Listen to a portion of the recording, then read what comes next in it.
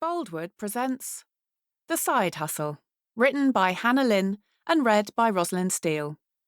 The moral right of the author has been asserted. This performance is owned by Boldwood. Chapter 1. Sarah sat on the sofa and scrolled down the page in front of her. 4-bedroom detached house with a substantial garden. 4-bedroom semi with 2 en-suites. 3-bedroom townhouse in a sought-after area with a large garden. She clicked on the photo. Perfectly decorated, tastefully decked out, and with a kitchen that could fit the whole family without the worry that someone was going to pull a pan down on themselves. The whole house was beautiful, modern yet classic, ideal for families like hers, if only it wasn't a million miles out of her price range. Her living room, with its peeling walls and stained brick fireplace, looked practically derelict compared to those she fantasised about. The carpet, which had once been cream, was now very definitely taupe. Grubby little fingerprints dirtied everything up to a height of 3 feet, and the whole place, no matter how much she cleaned, seemed to hold on to a weird aroma of unwashed children and overboiled pasta. She shifted her gaze to her husband, Drew, as he mindlessly darted his fingers across the screen on his phone. Just a standard night. Drew on his computer games, and Sarah dreaming of a home and life she would never be able to afford. They had met at a party in their second year of university. Drew had an ineffable ease about him. At least, that was what Sarah had thought, as they chatted all night about very little. Bands, places they had visited, places they both wanted to visit. 6 times, she took her phone out as a subtle hint that maybe he might want to ask for her phone number. It was a hint he didn't get. In the end, she had bitten the bullet and suggested they go for a drink later in the week. Needless to say, she was more than a little surprised when she turned up at the bar to find he'd invited 3 of his scruffy, long-haired flatmates along too.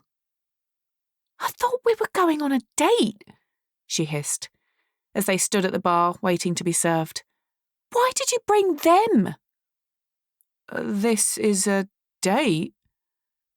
Drew looked horrified, although whether it was because he was on a date or because he had invited his friends, Sarah wasn't quite sure at the time. "Oh, my God, I'm so sorry. I'll get rid of them. I'll make them go." "You can't do that," she said, secretly hoping he would anyway. He didn't. In the end, the 5 of them, Sarah, Drew and company, all got food together. Drew spent almost the whole night apologising. Still, it hadn't ended too badly, really. Just perhaps not quite how she had expected it to. The truth was that sometimes it all got a bit too much. Sometimes she needed to rant, and it was hard to do that without feeling like an utter bitch. How many of their friends had struggled to get pregnant? How many were struggling still? How many conversations had ended with friends weeping into her shoulder after yet another month of disappointment, after failed IVF or acupuncture or whatever alternative route they had gone down? Sarah and Drew were amongst the lucky ones. She knew that. It's just, some days, she had trouble remembering it. Her eyes drifted back from her fireplace to the computer screen, and images of perfectly manicured gardens and beautiful bay windows, ideal for a covered seat or reading nook. She barely had room for a bookshelf now, what with all the children's toys. Not that she had time to read, anyway. The last time she had had any real time to read was on her honeymoon. She definitely looked back on those 2 weeks in the sun with mixed emotions. 3 days in, and Sarah had already got the best tan of her life. "We should start trying now," she had said, grinning as she sipped the dregs of her 4th mojito and gazed out over the crystal-clear Maldivian waters. "It'll probably take us years. It takes most people years." "We should definitely start practicing," Drew replied. I think we should get in as much practice as possible. Caught up in the endless sun and the rainbow-coloured cocktails and being sickeningly in love, they had been oblivious to reality. It took my mother years to conceive. Then the sooner we get started, the better. And so, on the third day of their holiday, they had started practising on a pristine hotel bed decorated with origami towel swans. They practised all week, morning, night, and even sometimes in the afternoon after a brief siesta and even more cocktails. Only when they got home and back to the real world did they discover they hadn't been practising at all. George arrived 9 months and 10 days after that once-in-a-lifetime trip. His room had been painted and decorated a month before his due date, and despite knowing the gender, Sarah and Drew had gone for neutral colours, yellows, greens and browns. Part of it was idealistic first-time parenting, so very conscious of not wanting to create any gender bias. The other part of it was practical parenting, as they could keep it the same for the next one. They definitely wanted 2. That had always been the plan. Although, perhaps not quite as quickly as they had imagined. How does that even happen? Drew said, staring at the pair of blue lines on the testing stick, just 18 months after George's arrival. I don't even remember having sex. Your birthday, remember? Sarah replied. Your mum took George for a couple of hours. We said we were going to go out for dinner, but in the end we just got takeaway. From the dodgy kebab shop. That's it. And then your mum rang to say he'd fallen asleep, so she kept him for the night. Drew rubbed his temples in a circular motion. Do you think I have some kind of super sperm? For it to happen again that easily? Sarah gave him a look that suggested it was probably best if he stopped talking. Think of it this way, Drew had said, wrapping his arms around her and trying to make amends for the super sperm comment. We always wanted 2. Now we've got them. And on the bright side, this means, by the time we're in our mid-40s, they'll both be packed off to university and we'll have the house to ourselves. As long as we don't have any more, Sarah replied. Don't worry, Drew promised her. We are not having any more. The realisation that she was expecting yet again had occurred during their daughter Eva's 3rd birthday party. The carefully curated buffet of chicken nuggets, crisps, chocolate biscuits and jelly sweets was perfect for sending children into sugar-crazed highs, although Sarah had also ensured a small plate of rapidly drying cucumber and carrot sticks took centre stage on the table, just so people wouldn't judge her parenting skills too harshly. As Drew hung up the birthday banner, she grabbed a chicken nugget. 2 chews in, and she spat it out into her hand. Here? She'd picked up another and handed it to Drew. Does this taste funny to you? I think they're off. Or perhaps I can take them back to the shop. We can't give everyone food poisoning. I don't think there's anything wrong with them. Drew climbed off the chair and put 2 more in his mouth at once to prove his point. They taste fine to me. That was when she realised. Only twice in her life had Sarah not been able to stomach chicken nuggets, and both of those times she'd been pregnant. Shit was the only word that rattled around her head for the rest of the party. Shit and every other expletive of a similar meaning. She wanted to wait, though. She wasn't going to tell Drew just yet, not until she was certain. Even when her period was late, she failed to accept what was going on. After all, she had a lot on her mind. She'd been trying to get into freelance translation again. It was an ambitious task, attempting to set up a website, emailing all her old contacts, brushing up on her German and Italian, all with a toddler on her heels all day. And periods could be late. Stress did that. Only when she attempted to fit into her biggest pre-baby pair of stretchy elasticated jeans and discovered that they would no longer go up past her thighs, did she break down on the bedroom floor and, while unceremoniously weeping, announced to Drew that he was going to be a father again. I don't see how we're going to cope, she had sobbed into Drew's shoulder. I can't do it. I can't. What if it happens again? What if it... It will be fine, Drew said, his shirt getting wetter and wetter by the second. You are going to be absolutely fine. Though, as she lifted her head, Sarah couldn't help but feel he looked unfeasibly pale as he spoke. Chapter 2. On the television, someone playing piano with only his elbows and toes was claiming he had got talent, whilst a mean-spirited judging panel mocked and ridiculed him. Sarah put down her laptop and turned to Drew. I am so glad George is at school now, Sarah said. I went to give Eva and him lunch on Sunday and realised it was 9:30. 9:30 in the morning, and it felt like I'd already done a full day. Uh-huh. Drew didn't look up from his phone as his fingers swiped at the screen.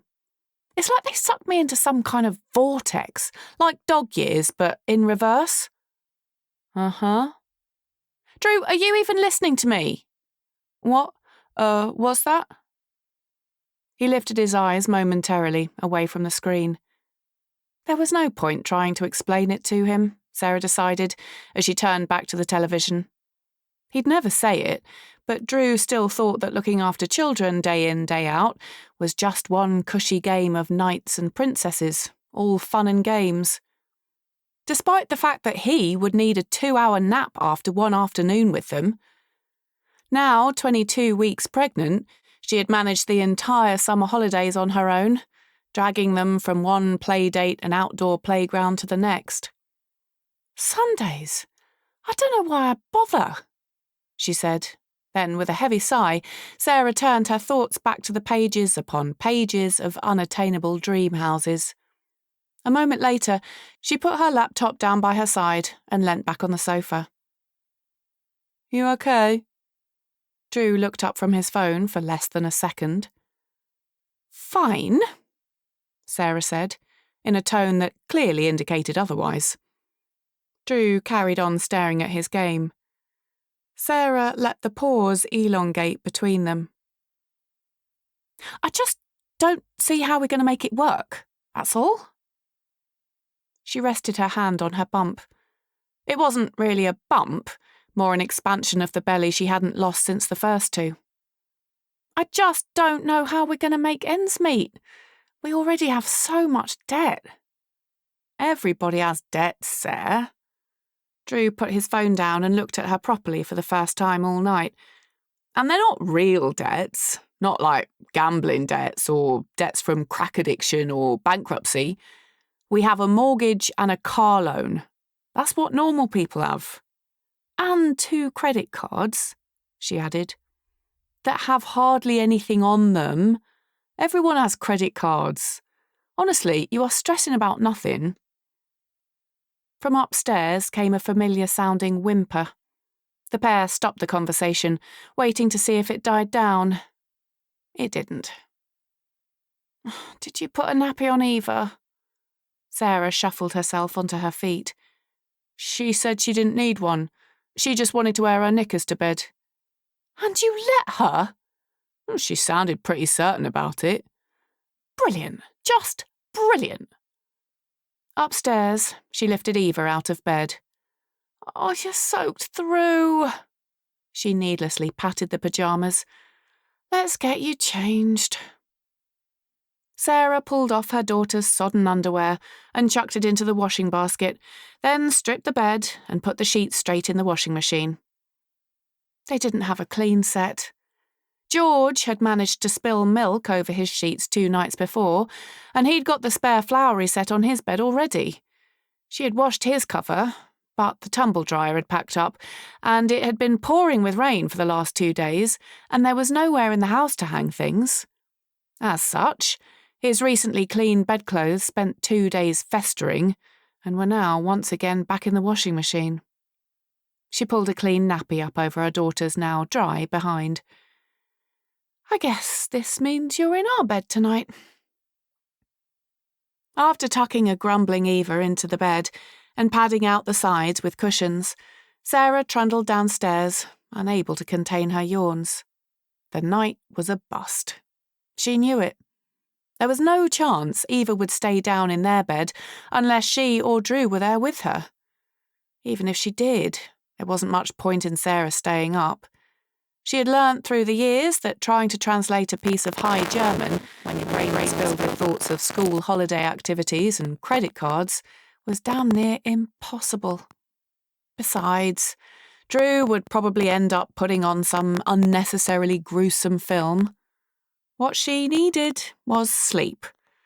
What she had needed for the last 5 years had been sleep. "Are you okay to do George's school snacks for tomorrow?" she asked Drew from the doorway. "I'm beat." "Course I can." His eyes stayed down. "Have we got some biscuits or something?" "He's not allowed sugar, remember? We got the email last week. Fruit or vegetables only." "Well, that sounds a bit militant." "Well, that's the rule. There are some grapes in the fridge, although they might have gone mouldy. If they're no good, there are some carrot sticks. The pre-cut ones were too expensive, I'm afraid, so you're going to have to peel them yourself." "I think I can cope with that."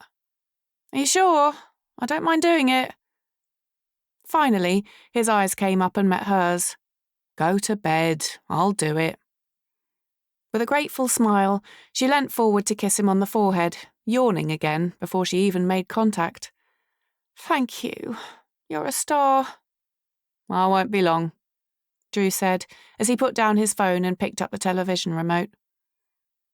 Almost every book Sarah had read about parenting made co-sleeping sound like the most comforting and rewarding thing a parent could do, being snuggled up with your little one all night, their gentle little breaths in your ear, and the feel of their soft touch as they snuggled up against you. What bliss! What tenderness! What rubbish! Every morning, Sarah expected to wake up to a black eye or a broken rib. Never, in the existence of mankind, could she have imagined this pint-sized child could need so much space to sleep. If it wasn't Eva's foot kicking her in the boobs, it was a tiny fist coming straight down on her jaw. And always her, never Drew. Never did Eva seem to heel him right in the groin. Sarah considered it a good job she didn't have to go to work anymore, as she had lost count of the number of split lips she had had. However, despite it all, she remained optimistic. Eva would grow out of it at some point. It wouldn't go on like this forever. Maybe tonight would be the night they all got a good night's sleep. Upstairs in the bedroom, Sarah reached up and flicked the bedside light off, deciding she was too tired even to read. She pulled up the duvet, closed her eyes, and began to drift off. A fraction of a second later, one of Eva's fingers somehow went straight up her nose. Tonight, apparently, was not the night. Chapter 3.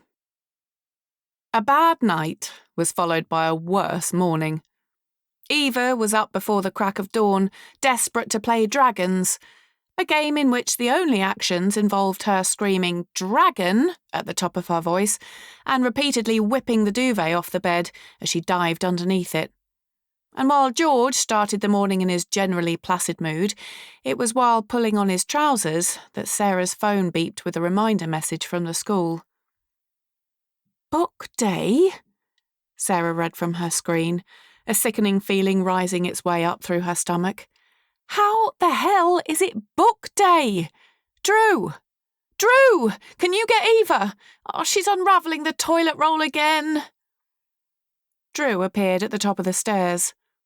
The last 3 years had seen him go from consistently clean-shaven to anywhere between light stubble and a full-grown beard. His hair had gone from short back and sides to some nondescript style, and his expression from one of eternal optimism to one who now took life with a heavy dose of scepticism. "What's up?" he called down. "What can I do?"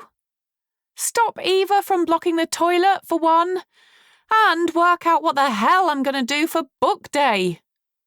"Book day? On the second week of term?" "Apparently so." Drew plucked the toilet roll out of Eva's grasp, which resulted in her dropping to the ground and hammering her hands and feet on the floor. "Do you want me to have a look in the dressing-up box?" he asked, ignoring Eva's meltdown entirely. "Yeah, see what you can find. Anything'll do. See if you can find him a striped jumper and I'll send him his Where's Wally?" "Do we have a striped jumper?" "No idea." Minutes later, Drew returned with a policeman's helmet and a pair of plastic handcuffs in his hand. "Will these do?" "Who's he going to go as? We need a character. We need to be able to say he's someone, otherwise they'll think we just picked some random outfit out of the dressing-up box." "But we did. Can't we just say he's dressed up as PC Plod?" "Is that a real character?" "I don't know. Hang on a sec, I'll Google it." So, as Sarah struggled to get a wriggling George out of his school trousers and into some blue tracksuit bottoms, while simultaneously stopping Eva from giving herself a concussion through her tantrum, Drew tapped away on his phone. With George now dressed, next came the job of trying to tame the children's unfeasibly frizzy hair into something remotely presentable.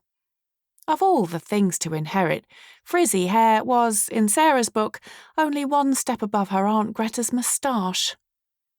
"What do you need me to do?"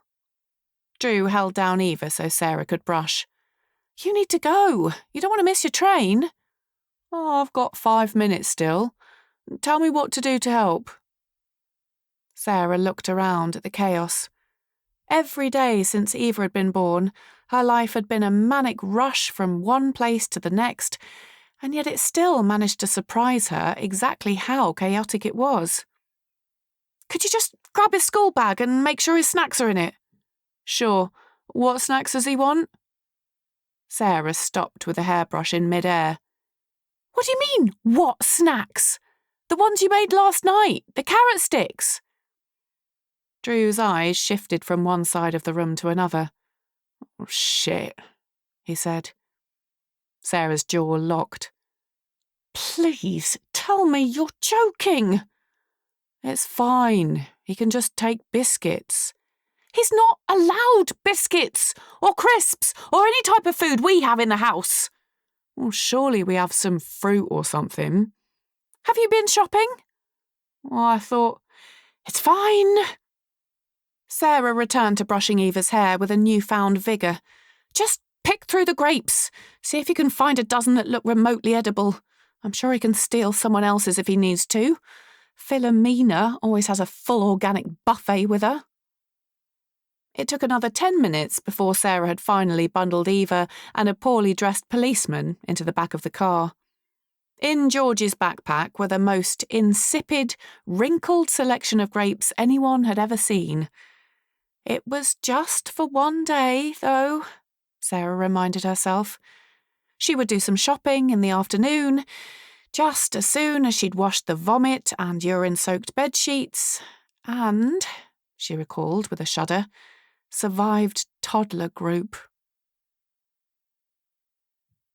Drew sat in his office.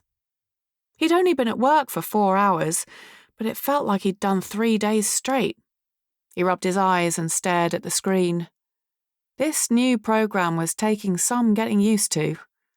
He'd worked as an analyst at Home Crew, an online supermarket, for 7 years now, and each time he thought he had everything sussed, they would throw another spanner in the works, almost always in the form of a new operating system.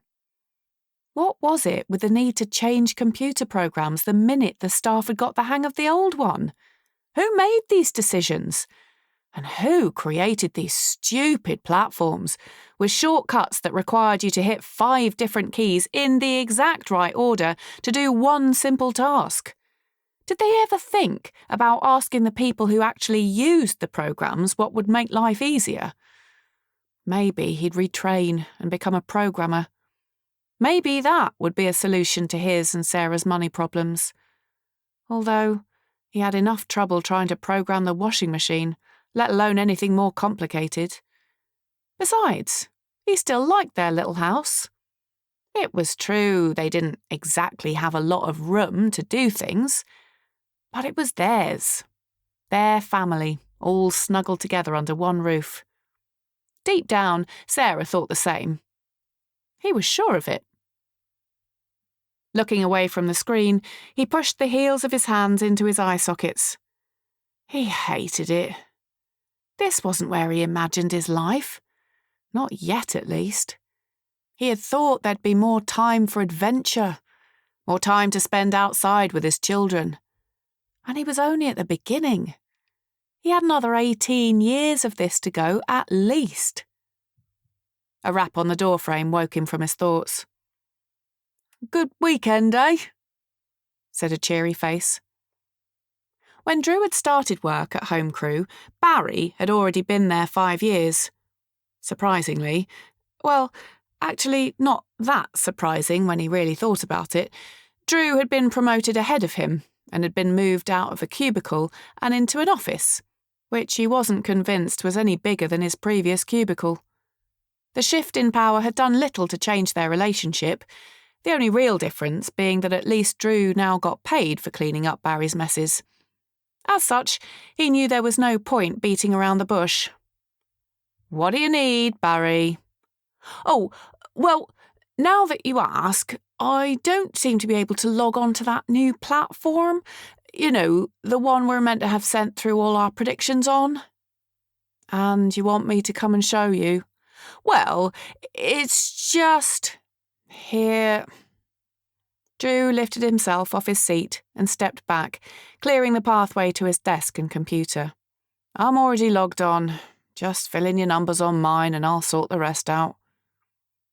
He had learned over the years that it was easier to let Barry have 5 minutes at his computer than try and work out how the heck he had messed up the system on his again. "Thanks, boss." "No problem. And I'm not your boss, I'm just a junior supervisor." 2 minutes later, Drew shuddered as he snuck a glance over Barry's shoulder while he tapped away at the screen. Already, Barry had managed to close 2 windows, open a dozen different tabs, and was about to open a game of solitaire. "Why don't you just send your numbers to me in an email? I can input them for you." No. Barry continued to flash up one screen and then another. "I'll just be a minute." Gritting his teeth, Drew stared out the office window that overlooked the dozen or so cubicles and tried not to think about how long he was going to have to spend sorting out whatever Barry had done. Or all the jobs that awaited him at home. He still had to put Eva's new toddler bed together so the baby could take her cot. Sarah was 1,000 times better at those types of things than he was, particularly when it came to making sense of page after page of ridiculous instructions that all these things came with. Perhaps he would see if she wanted to put the bed together instead. But then again, judging by the mood she'd been in lately, perhaps he was better off doing it himself. Only when a hand went up in front of the glass window did Drew realise he had been staring at the same point throughout the whole of his internal monologue. "Morning," Polly mouthed from the other side of the glass. Flushed, Drew raised his hand for a half wave before hurriedly looking away. Polly was one of the 3 graduate interns at the company. Rumours had been rife that her position had been gained merely because her uncle was on the board, but if there was any preferential treatment going on upstairs, Drew had seen no evidence of it. And there was certainly nothing about her work to give cause for complaint. It had only been a short time, but she was already far more on the ball than Barry. Besides, from what he had seen, her uncle, Caspar Horton, didn't give preferential treatment to anyone. Men only say things like that when women are attractive, Sarah had responded when Drew had first told her of the interest around his new intern. They can't possibly believe a woman can be both highly intelligent and highly attractive. That's not true. Well, is she? Is she what? Attractive. Drew had waved his head a little from side to side in a decidedly non-committal manner. Possibly. See? Sarah had replied. My point exactly. It would be so much easier for you men if intelligent women came packaged in frumpy tweed skirts and glasses. Slipping his hands around her waist, Drew had pulled Sarah in towards him. You're intelligent. And you're attractive. He'd begun to nuzzle his nose into her neck, with thoughts of nuzzling other places coming to mind. Besides, I think you'd look good in a tweed skirt and glasses. My sexy secretary. His lips had barely made contact with skin when she pushed him away. Really? That's really how you're going to objectify me? She had stepped back and placed her hands on her hips. I have jobs to do. And so have you. The nappy bin hasn't been changed all week, and I need you to get all of George's old clothes out of the loft. I want to see if Eva fits into any of them now. Drew's arms had fallen to his sides in defeat. Oh, the glamour. Thanks for that. I'm all done. Barry's voice once again brought Drew back from his thoughts and into the office. Although there's something going on with your screen, it appears to be flashing. Clenching his teeth as he forced a smile come grimace onto his face, Drew nudged Barry out of his seat. No worries, he sighed, wondering what Barry had managed to screw up now. Barry smiled gratefully before stopping at the door. So, you coming for lunch? He asked. Monday's lunchtime fry-up had been a tradition at the home crew office for years. Thoughts of crispy bacon and fat sausages were the only thing that made getting out of bed on a Monday morning almost bearable. By the time 12 o'clock came around, Drew would be salivating ravenously. I'll meet you there, Drew said to Barry as he watched the rest of the staff heading for the door. I just need to get some money out first. Having given up trying to fix the computer almost immediately, Drew left the building and turned right as he made the short walk up the road towards the ATM. Dreaming of hash browns and fried mushrooms, Drew slipped his card into the machine. After a quick hesitation, he checked the balance, then blinked repeatedly at the number on the screen. It was only the 6th of the month, he thought, checking his watch to make sure he hadn't unknowingly fallen into a coma for a fortnight. How could so much money have gone already? He took a moment to do a quick scan of purchases in his head. There were the new shoes that George had needed, and Sarah's car had had to go in for a service. They'd also taken his mother out for her birthday. But could those things really have made such a dent? Feeling decidedly less hungry, he selected a small amount of cash, took back his card, and headed over to the Greasy Spoon.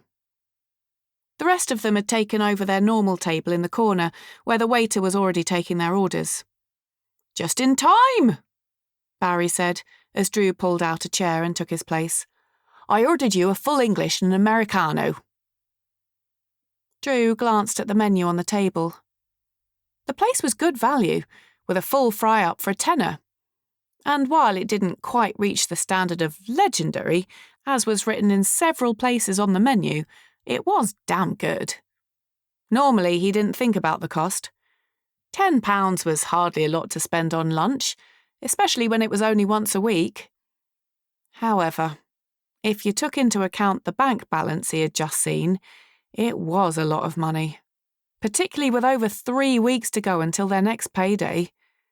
He could just imagine Sarah's face when she found out how much he'd spent on one meal for himself. Actually, he grabbed the waiter's attention before he could leave. Could you swap one of those full Englishes for a bacon sandwich? Course, no problem. What? Barry looked at him with disgust. Are you wimping out on me? I'm just not that hungry. I had a big breakfast with the kids this morning, he lied. But we always have a fry-up. Next time. Really, I just don't think I could eat it. Well, don't try stealing any of my hash browns, someone else around the table said. Drew forced out a laugh. He was going to have to come up with another excuse for next week's outing. Chapter 4. Toddler group had been an unmitigated disaster. After dropping PC Plod off at the school amid a myriad of perfect Harry Potters and wimpy kids, Sarah drove the car back home and transferred Eva into her pushchair. At 3, she was just about old enough to walk the mile journey there and back, but that meant going at such a lethargic pace that the local OAPs would be tutting behind her on the pavement trying to get her to speed up. Plus, given how much they had paid to get the car serviced already this month, she'd rather they never used it again. The walk there was brisk and pleasant, and exactly what Sarah needed to clear her head a little, although, sadly, her optimism didn't last long. Eva was on form in the worst possible way. Continuing on from the toilet roll mayhem of the morning, she decided to start the day by stealing everyone's toys at toddler group and then screaming like a banshee with a throat infection at anyone who tried to get the items back off her. She snatched another child's drink carton and then proceeded to squeeze the juice all over the table and said child. During the 40 seconds in which Sarah thought her daughter was actually behaving, Eva was using a permanent marker to add a little decoration to the newly painted walls. All of this was made 1,000 times worse by the fact that Justine Simmons was watching it all. Sarah had first encountered Justine at her antenatal classes with George, and no matter how much she tried, she just couldn't bring herself to like the woman. Justine was one of those women for whom everything arrived on a silver platter. Her hair was perfect, her figure was perfect, her skin was smoother than that of an antique porcelain doll, and her teeth could put any Hollywood A-lister to shame. You went camping in Snowdonia, she went trekking in the Himalayan foothills. You took the kids to the zoo, she took hers on a bespoke, environmentally sustainable safari, where, incidentally, she helped rescue an orphan baby elephant from a mudslide. And if you managed to find a nice dress, which you actually felt reasonably attractive in, then you could guarantee that Justine would wear the exact same one as you to the same party and look 1,000 times better than you did. It had happened twice now. Her husband, Hugh, like Drew, worked up in London, although he worked in finance and was easily able to maintain their family lifestyle of exotic holidays, mani-pedis and designer outfits. As such, it had come as a huge shock to Sarah when Justine enrolled her eldest, Philomena, in the same local primary as George. Honestly, with the way some of these private schools are growing, there's hardly any difference in class size. Then you add in the commute, and we'd obviously need help with the long school holidays. It just doesn't seem worth it at this age. Of course, they don't have the same range of peripatetic teachers in the state sector, but we can compensate for that. Sarah nodded mutely, wondering if peripatetic was a word she was supposed to know the meaning of. "This means I'll have to see her every day," she had said to Drew that evening as she'd wept into her glass of wine. "Every day! Forever! What have I done to deserve this? School plays, parents' evenings, everything." "Well, it won't be forever," Drew assured her. "Doesn't primary school only last for 7 years?" What she would give to swap lives for just a day. Less than 15 seconds after Sarah had managed to yank the permanent marker out of Eva's hand, Justine appeared at her side. "It's so difficult when they're like this, isn't it?" Her hair was clipped back in a perfectly coiffed manner and would have looked more in place on a film set than in an environment where it was a constant risk of attacks from anything from PVA glue to pine cones. Demetrius has been going through a terrible phase too, if I'm honest. Sometimes I don't know how I get through it. Sarah glanced across the room to where the 2-year-old was sitting perfectly, making pasta necklaces, in exactly the same manner he had been doing for the last 40 minutes. In fact, the only time Sarah had seen him move was when he lifted his hand to ask in the politest way imaginable if he could possibly have a small glass of water, please. Sarah grunted her response. "Hopefully they'll grow out of it soon," Sarah said. "I don't ever remember George being like this." "It's the second child. They just need so much more. Are you sure she gets enough attention?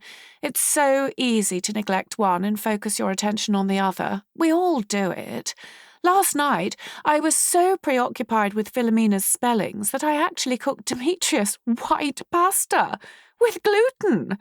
Can you imagine?" "No," said Sarah flatly. "I couldn't." "Well," Justine flashed her luminous teeth, "I'm always here if you need to talk. You know what they say, a problem shared is a problem halved." "That's very kind," Sarah said through gritted teeth and a forced smile. "I'll bear that in mind." By the time it was over, Sarah and Eva were equally exhausted. Toward the end, the little girl's whines had risen an octave in pitch, and she could barely walk for rubbing her eyes and yawning. All Sarah had to do was make sure that Eva didn't fall asleep in the pushchair on the way home. That way, Eva would nap in her cot, and Sarah would get a solid 2 hours to get all her jobs done, including 2 loads of washing, writing the shopping list for the week, and replying to at least one email about the possibility of a book translation job. As she wheeled the buggy out of the hall, Sarah glanced up at the sky. The weather was perfect for the walk back. A little overcast, but at least the chill woke them both up a little. Sarah refused to be one of those mums who wore workout gear everywhere she went, mainly due to the hypocrisy. She would be hard-pushed to count 1 aqua aerobic session and 2 yoga classes over the past 5 years as a regular fitness regime. There were now 2 levels of hips, where there used to be only 1, and bulges in places she was sure shouldn't bulge. With George, she had felt so great being pregnant, and even with Eva, she had had her good days. But with this bump, she felt terrible. Her growing belly, her veiny legs, and the grey hairs that infiltrated the once uniformly brown ones. Every day there would be another one. She was in her late 20s, for crying out loud. What kind of woman in their 20s had grey pubes? Sarah was busy thinking about stray grey hairs and whether she should just take the plunge and dye them all, when Eva's pushchair bumped awkwardly. "Please don't do that, Eva," Sarah said, assuming her daughter was kicking the footrest the way she normally did. She pushed on the handlebars to resume their journey. Nothing moved. "Not again," she groaned, and moved around to the front to have a proper look. The front left wheel was now pointing a full 70 degrees in another direction to all the rest of them. Sarah gave it a quick kick before trying to push again. The back wheels lifted up, while the front one stayed fixed to the ground. Eva flew forward. "Shit!" Sarah lunged forward and caught her daughter before she tipped out of the top and hit the gravel. She kicked the wheel again, harder. Still, the buggy refused to move. "Oh, for crying out loud, you have to be kidding me!" She tried again and again, but each time the same thing happened. The dodgy wheel was now acting as the strongest brake in the entire history of pushchairs. She was still busy hammering the wheel with the heel of her hand when a brand new SUV drove up behind them and the driver beeped the horn. "See you at pickup time," Justine called through her open window before doing her best impression of the royal wave. "See you at pick-up time," Sarah said, with her most perfect smile. As the SUV drove away, her smile dropped and was replaced by 2 middle fingers in the air. In the end, Sarah managed to lift the pushchair, with Eva inside, over to the path, where she got down on her knees to try and see a way to fix it from down there. "Perfect," she thought to herself. "This is exactly how I thought I'd spend my life. 22 weeks pregnant and crawling on the ground trying to fix a cheap bloody pushchair wheel." Then, just to add insult to injury, it started to rain. In the end, the only option she had was to take Eva out and force her to walk while she carried the broken pushchair beneath her arm. For most of the way, Eva screamed, mostly from tiredness, but occasionally because of Sarah swinging around without thinking and accidentally clobbering her in the head. "I don't want to walk! I want the car! I want the car!" she screamed at what seemed like 1,000 decibels. "We don't have the car, sweetie," Sarah repeated for the umpteenth time. "I want the car!" "So do I, my love, so do I." Nearly an hour later, and with a soaking wet toddler so tired she was practically sleepwalking, Sarah finally opened her front door. The extra time it had taken with Eva walking resulted in further disasters for the rest of the day. Eva, understandably, collapsed on the sofa the moment they got in the house.